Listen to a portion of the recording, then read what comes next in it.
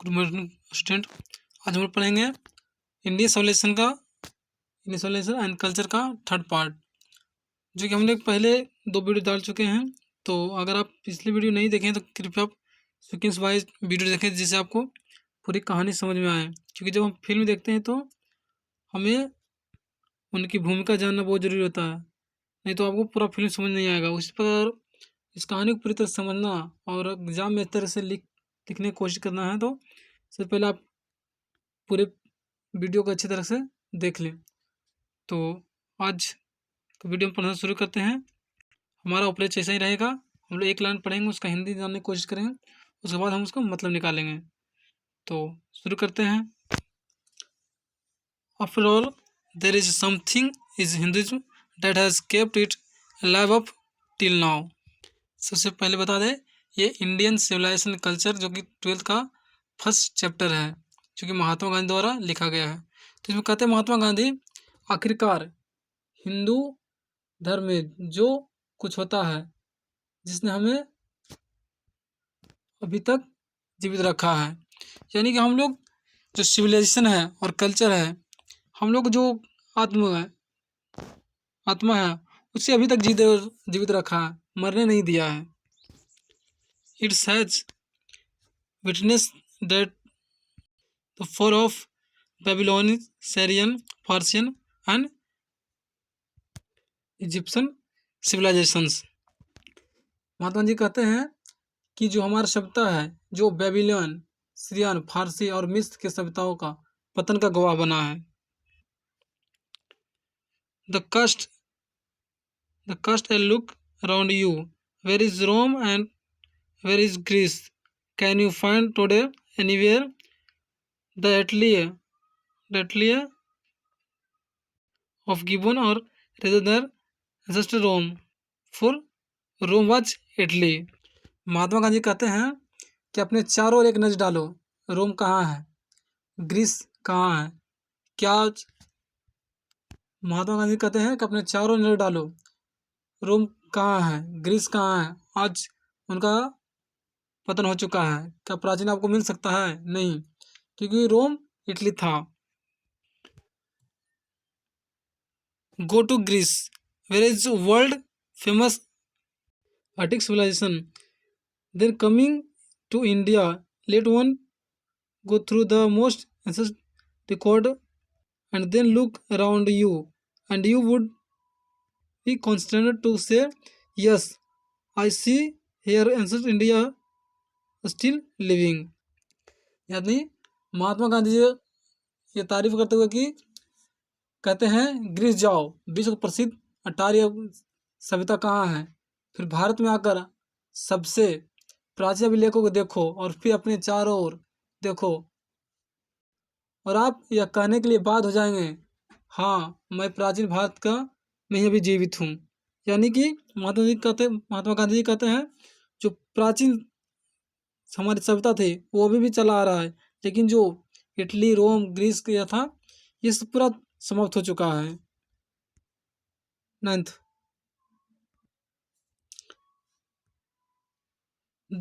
true, there were dunghills to here and there, but there are rich treasure buried under them।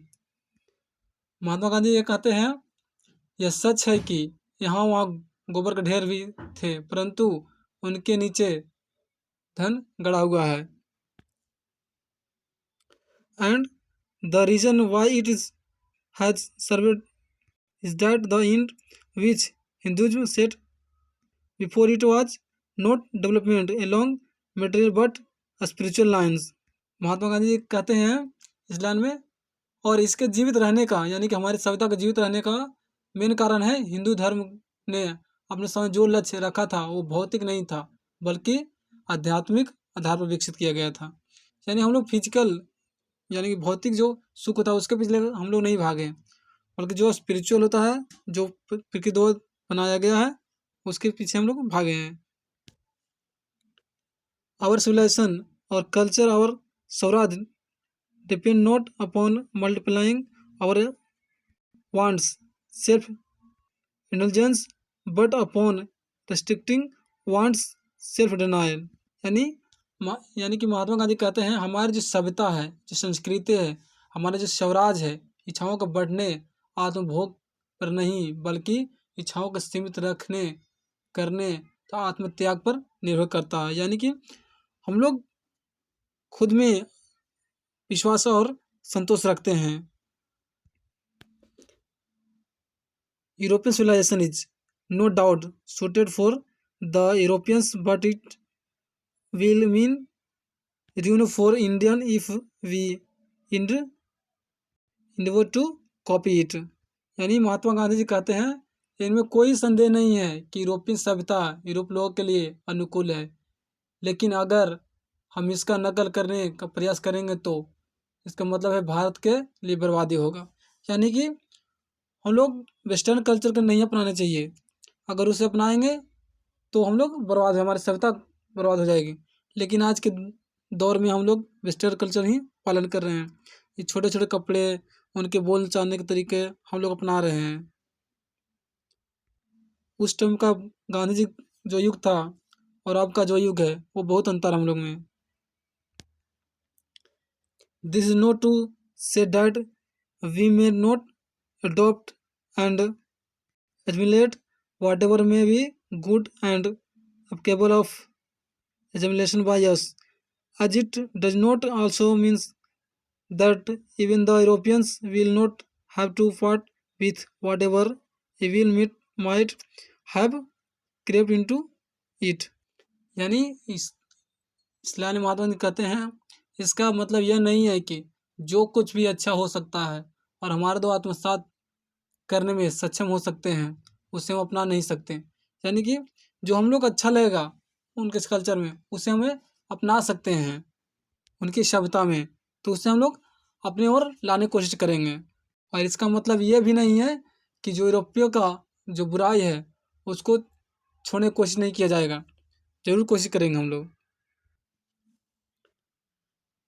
The ancient search for material comfort and their multiplication is such an evil, and I make bold to say that the Europeans themselves will have to remodel their outlook if they are not to press under the weight of the comfort to which they are becoming slaves।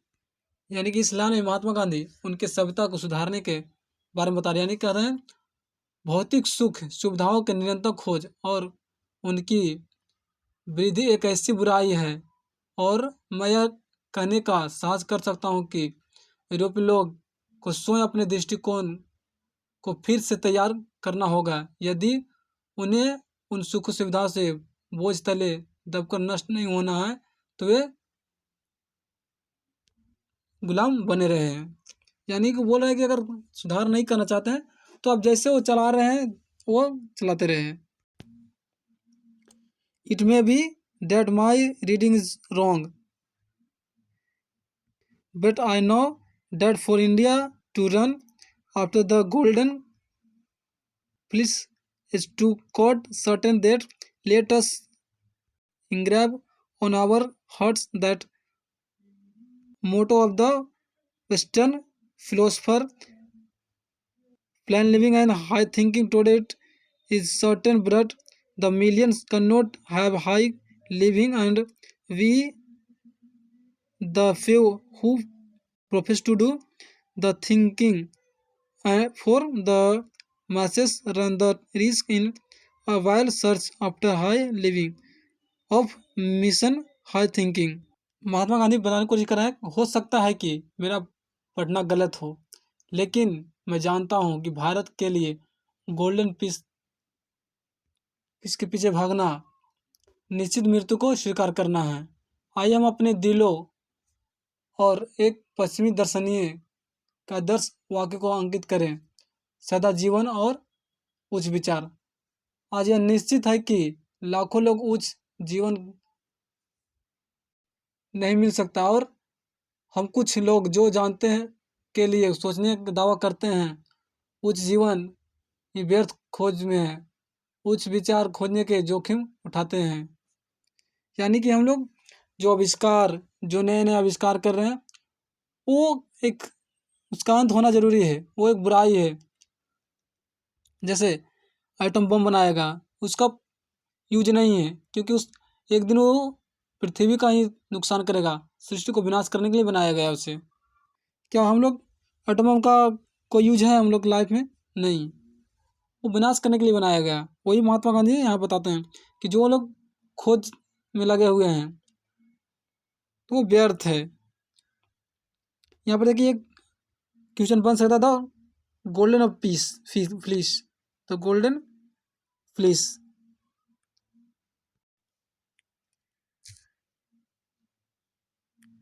Civilisation in a real sense of the term consists not in the multiplication but in the deliberate and voluntary restriction of wants.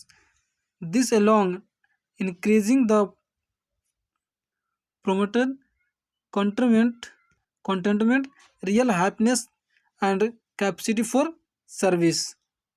यानी गांधी जी कहते हैं कि सभ्यता, सभ्यता शब्द वास्तविक अर्थ है गुण नहीं बल्कि सहमति। इच्छाओं को जानबूझकर और अच्छाई प्रतिबंध, इससे संतुष्टि, वास्तविकता, खुशी और सेवा की क्षमता बढ़ती है। यानी कि जितना अपने आप में सहमति और संतुष्ट होंगे, इससे ये बढ़ेगा। अब हम लोग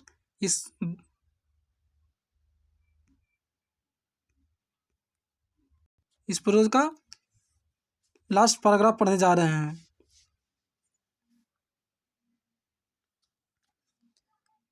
A certain degree of physical harmony and comfort is necessary, but above a certain level it becomes hindrance instead of help.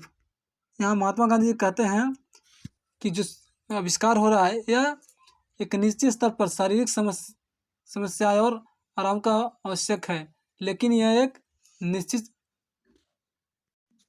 स्तर से ऊपर यह एक मदद का बजाय बाधा बन जाता है। यानी कि जो हम लोग खोज आविष्कार करते हैं वो आराम से ज़्यादा दुख का पात्र बन जाता है। Therefore, the deal of creating an unlimited number of wants and satisfying them seems to be realization and snare. यानी महात्मा गांधी कहते हैं इसलिए असीमित संख्या में आवश्यकताएं पैदा करने और उन्हें संतुष्ट करने का आदर्श एक भ्रम है और एक जाल प्रतीत होता है।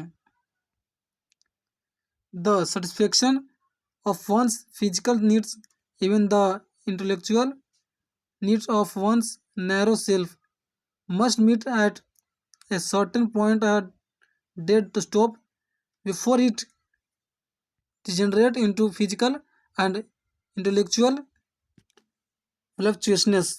A man must arrange his physical and cultural circumstances so that they do not hinder him in his service of humanity, on which all the energy should be concentrate. यानी गांधी जी कहते हैं किसी भौतिक आवश्यकताओं को संतुष्टि, यहाँ तक कि किसी स्किन व बौद्धिक आवश्यकताओं को भी एक निश्चित बिंदु पर रुकना होगा, इससे पहले कि शारीरिक और बौद्धिक कामुकता में बदल जाए। यानी कि जो हम लोग के नीड है उससे ज़्यादा जो कि हम लोग के आवश्यक चीज़ नहीं है वो हम पर हावी ना हो जाए, उसको हावी होने से पहले रोकना होगा। मनुष्य को अपनी भौतिक और सांस्कृतिक परिस्थिति को अपने व्यवस्थित करना चाहिए ताकि वे मानव की सेवा में बाध ना बने, किस जिस पर उसकी सारी ऊर्जा केंद्रित होनी चाहिए।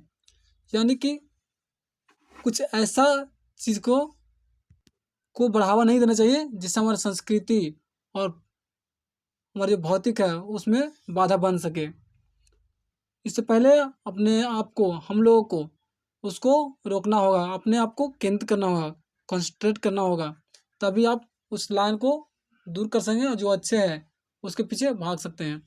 यानी इस कहानी में पूरे महात्मा गांधी ये बताने की कोशिश करा कि एक सभ्यता कैसे बर्बाद होता है और एक सभ्यता कैसे अब तक चल रहा है, क्या सभ्यता को बर्बाद करने का मेन कारण है, और आज वेस्टर्न के जो कल्चर है वो कैसे समाप्त हो गया।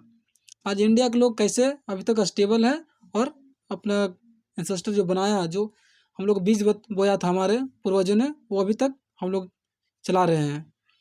तो ये पूरा कहानी में यही बताने का कोशिश कर रहे हैं कि भौतिक सुख जो है वो हमारे लिए नहीं है, हमें वो नहीं करना चाहिए, नहीं अपनाना चाहिए। ये आज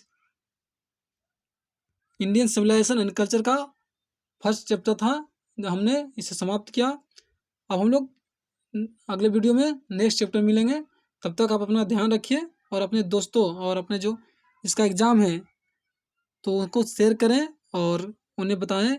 अगर हमारा वीडियो को आप शेयर करते हैं तो हमसे क्या होता है कि हम लोग काम करने का मोटिवेशन मिलता है, जिससे हम लोग और वीडियो और उस पर ज़्यादा मेहनत करें। तो आप चैनल पर नए होंगे तो वीडियो को सब्सक्राइब कर दीजिएगा। तो मिलते हैं, सॉरी, चैनल को सब्सक्राइब कर दीजिएगा। तो मिलते हैं नेक्स्ट वीडियो में, तब तक अपना ध्यान रखिए।